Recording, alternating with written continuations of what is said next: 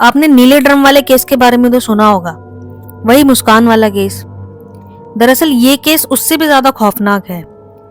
UP के संभल में एक ऐसा कांड हुआ जिसे सुनकर आप नीले ड्रम वाली मुस्कान की दरिंदगी को भी भूल जाओगे। यूपी के संभल में रहने वाली रूबी नाम की महिला ने अपने ही पति राहुल को अपने प्रेमी गौरव के साथ मिलकर 36 टुकड़ों में काटकर उसकी हत्या कर दी। रूबी और गौरव के प्यार में कांटा बने पति राहुल का उन्होंने 36 टुकड़ों में काटकर भयानक जुर्म को अंजाम दिया। उन्होंने मार्बल काटने वाले कटर से उसकी लाश के 36 टुकड़े किए और फिर उसकी बॉडी के टुकड़ों को पॉलिथीन में भरकर अलग अलग जगह पे फेंक दिया। यहां तक कि कुछ टुकड़े उन्होंने कुत्ते को भी खिला दिए। जब ये बात पुलिस तक पहुंची और पुलिस ने इन्वेस्टिगेशन शुरू की तो पुलिस के लिए भी उस लाश को पहचान पाना बहुत ही मुश्किल था। और इन्वेस्टिगेशन के दौरान पुलिस को एक सबूत हाथ लगा जो कि था एक टैटू, और इसी टैटू ने सारे राजों को खोल कर रख दिया। Welcome to my show violated. Ruby ने अपने प्रेमी गौरव के साथ मिलकर अपने पति राहुल की बहुत ही दर्दनाक तरीके से हत्या की थी। उन दोनों ने उसके शरीर को 36 टुकड़ों में काट कर रख दिया। उसके बाद उन्होंने पॉलिथीन लाकर उसके बॉडी पार्ट्स को नाले में फेंका, हाथ पैर गंगा में फेंक दिए, हड्डियों को ग्राइंडर में डालकर क्रश कर दिया और धड़ पॉलिथीन में कहीं फेंक दिया। दरअसल 15 दिसंबर को संभल में पुलिस को ईदगाह नाले के पास एक बैग होने की इंफॉर्मेशन मिली जिसे कुत्ते खा रहे थे। उसमें कुछ मांस के टुकड़े थे। जैसे ही ये इंफॉर्मेशन पुलिस को मिली, पुलिस ने मौके पर जाकर वहां इन्वेस्टिगेशन की और देखा कि ये किसी इंसान की बॉडी के टुकड़े हैं। और धीरे धीरे ये न्यूज पूरे संभल में फैल गई। संभल के चंदोसी इलाके में राहुल और रूबी शादी के बाद रूबी के ही घर के पास रहा करते थे। राहुल पहले तो मिस्त्री का काम किया करता था, फिर उसने अपना काम चेंज करके चप्पल का काम खोला जिसमें वो चप्पल बनाया करता था, जिसके कारण उसके घर पे लोगों के आने जाने का सिलसिला चलता रहता था। उन्हीं में से एक गौरव नाम के व्यक्ति के साथ रूबी का अफेयर शुरू हो गया। जब राहुल घर पर नहीं होता तब रूबी उसको पीछे से बुला लिया करती। एक दिन इसी बात की भनक राहुल को हुई तो उसने लड़ाई झगड़ा शुरू किया और ऐसे में ही रूबी ने गौरव के साथ मिलकर राहुल की हत्या की प्लानिंग की। 18 नवंबर रूबी ने गौरव और उसके एक साथी की मदद से पहले राहुल के सर पर हथौड़े से वार किया, फिर गौरव ने लोहे की रॉड से वार किया। जब वो मर गया तो उसकी लाश को मार्बल कटर ग्राइंडर से काटा और पॉलिथीन में भरकर अलग अलग जगह फेंक दिया। संभल पुलिस के आगे सबसे बड़ी चुनौती लाश को आइडेंटिफाई करना था, क्योंकि ये बहुत मुश्किल था। लेकिन पुलिस को ब्रेक थ्रू मिला 20 दिसंबर को, जब लाश का पोस्टमार्टम हुआ। पोस्टमार्टम में कटा हुआ हाथ मिला जिस पर राहुल नाम का टैटू था। राहुल नाम का पता चलते ही पुलिस मिसिंग राहुल के बारे में पता करने में जुट गई। संभल के चंदोसी में 18 नवंबर को लापता हुए राहुल की रिपोर्ट दर्ज की गई थी। रिपोर्ट दर्ज कराने वाली महिला का नाम रूबी था।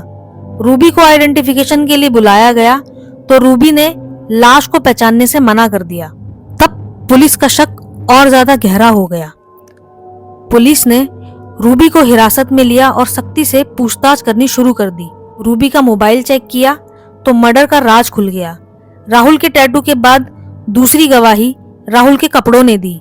दरअसल जब पुलिस ने रूबी का मोबाइल चेक किया तो रूबी के साथ राहुल की फोटोग्राफ्स उसमें कुछ थी और वही सेम टी शर्ट जो राहुल की बॉडी पर थी, वही सेम टी शर्ट राहुल ने रूबी के साथ खींची गई फोटो में पहनी हुई थी, जिस पर लिखा था टाइम फॉर चेंज। जिसके बाद स्ट्रिक्टली पुलिस के पूछने पर रूबी ने अपना गुनाह कबूल किया। रूबी ने पुलिस को बताया कि कैसे रूबी और गौरव की मुलाकात हुई और फिर जब राहुल को इस बारे में पता लगा तो उन दोनों ने मिलकर उसके हत्या की प्लानिंग की। जनपद संभल के थाना चंदोसी क्षेत्र में आज से करीबन 1 महीना पहले 18/11 तारीख को 18 नवंबर को रूबी नाम की एक महिला ने गुमशुदगी दर्ज कराई थी और उस महिला के द्वारा बताया गया कि उसके पति है वो कहीं गायब हो गए हैं। उसके कुछ दिन बाद में यह नाले में एक डेड बॉडी मिली जिसमें उसके पांव नहीं थे, हाथ नहीं थे, सिर नहीं था। इस तरह की हथकटी जो डेड बॉडी है उसको पुलिस ने शव को कब्जे में लिया, उसका पोस्टमार्टम कराया, उसका डीएनए भी प्रिजर्व कराया, उसका और फॉरेंसिकली उस बॉडी को पूरा एग्जामिन किया गया था। उस बॉडी पे राहुल नाम लिखा था। पुलिस के द्वारा बाद में आसपास के जनपदों में, जनपद के विभिन्न थानों में राहुल नाम की जितनी भी मिसिंग थी उन सबको स्टडी करवाया, तो पता चला कि ये राहुल, इसका मोबाइल भी उसी दिन से बंद था। और गहनता से जांच करने पे पता चला कि राहुल की पत्नी जो रूबी है उसी ने ही राहुल की हत्या की थी।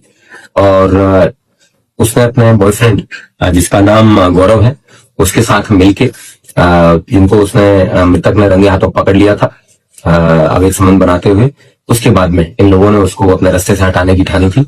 इन्होंने हथौड़े से और लोहे के अन्य औजारों से वार करके उस व्यक्ति को मारा था। उसके बाद में ग्लेंडर लाके उस व्यक्ति को हाड़े वगैरह को काटा था। एक पार्ट को है उन्होंने नाले में फेंक दिया था और बाकी को उन्होंने राजघाट में जाके वहां पे प्रवाहित कर दिया था। इस प्रकार इन दोनों व्यक्तियों को, जिनके नाम गौरव और रूबी, इन दोनों को गिरफ्तार करके आज जेल भेजा जा रहा है। इनके पास से जिस ग्राइंडर का यूज करके उन्होंने कटर से काटा था वो भी बरामद हुआ है, और जिन हथौड़ों और इन चीजों से इन्होंने उसके सिर पे वार किया था वो भी पुलिस को बरामद हुए हैं। और पन्नी वगैरह जो इन्होंने चंदौसी की विभिन्न दुकानों से खरीदी थी, उन सभी जगहों से सारे सबूत हैं वो पुख्ता करने के बाद में पुलिस के द्वारा यह कार्रवाई अमल में लाई जा रही है। उसके अलावा जो मृतक था उसकी भी डेड बॉडी के डीएनए भी लिए गए हैं, ताकि इनके बच्चों से डीएनए को मैच करवा के प्रभावी पैरवी करके इसमें सजा दिलाने का प्रयास किया। सर, किस तरह की बैग में जो बॉडी पाई गई? इन लोगों ने पॉलीथीन के बैग में जो आधा कटा धड़ है उसको फेंका था नाले के अंदर, और ऐसी जगह पे भेजा था, रखा था सुनसान जगह पे, कोई सीसीटीवी कैमरे नहीं हो। प्रॉपर रेकी करने के बाद में उन्होंने उस जगह पे डेड बॉडी को फेंका था। सर, ये राहुल कहाँ का रहने वाला था? और जो राहुल की बेटी है उसका कहना है कि अभिषेक का भी नाम ले रही है कि उसने हत्या की है, क्या कुछ और इसमें खुलासा हो पाएगा? राहुल चुन्नी मोहल्ले का रहने वाला था। इसके पास ही में गौरव नाम का व्यक्ति रहता था जिसका रूबी से अवैध संबंध थे, जो राहुल की पत्नी है। और इन अवैध संबंधों के प्रकाश में आने के बाद ही राहुल ने जब अपनी रूबी को और उसके अपनी पत्नी को जब डांटा, तो उसके बाद में लोगों के द्वारा ये कृत्य। बाकी के जो पार्ट्स हैं बॉडी के, क्या वो मिल पाए हैं? वो मिलने मुश्किल है, क्योंकि वो उन्होंने नदी में प्रवाहित कर दिए थे। लेकिन इसकी डेड बॉडी से डीएनए प्रिजर्व किया गया है, जिसको पुलिस के द्वारा जो है वेरीफाई करवाया जाएगा। और ये मुकदमे को पुलिस ने ही पंजीकृत किया है ताकि इसमें प्रभावी पैरवी करके सजा दिलाई जा सके। Thank you.